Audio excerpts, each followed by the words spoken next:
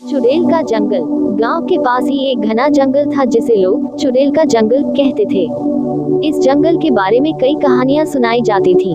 कहते हैं कई साल पहले एक औरत जिसका नाम राधा था इस जंगल में अपने प्रेमी के साथ भाग आई थी। लेकिन प्रेमी ने धोखा देकर उसे वहीं छोड़ दिया और वह पागल होकर जंगल में भटकती रही। अंततः वह वहीं मारी गई और उसकी आत्मा चुड़ैल बनकर उस जंगल में रहने लगी।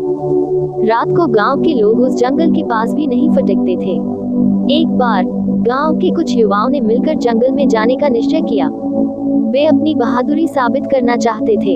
वे सब अपने साथ टॉर्च और लाठी लेकर निकले। जैसे जैसे वे जंगल के भीतर बढ़ते गए, चारों ओर का माहौल बदलने लगा। पेड़ों की शाखाएं हवा में हिल रही थीं, जैसे कोई अदृश्य शक्ति उन्हें हिला रही हो। अचानक एक ठंडी हवा का झोंका आया और टॉर्च की रोशनी मध्यम हो गई। एक युवक ने आवाज लगाई, कोई है यहाँ?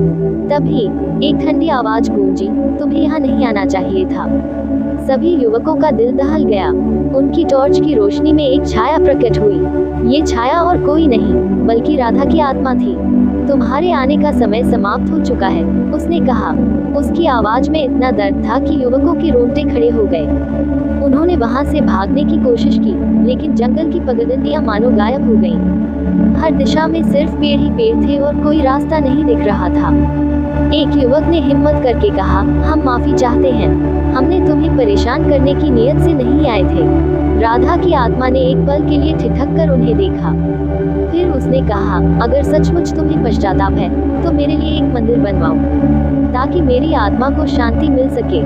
युवकों ने उसकी बात मानी और जंगल से निकलने का रास्ता मिल गया। अगले ही दिन गांव के लोग इकट्ठे हुए और जंगल के किनारे एक छोटे से मंदिर का निर्माण कराया। राधा की आत्मा के लिए प्रार्थना की गई और धीरे धीरे वह स्थान फिर से सामान्य हो गया।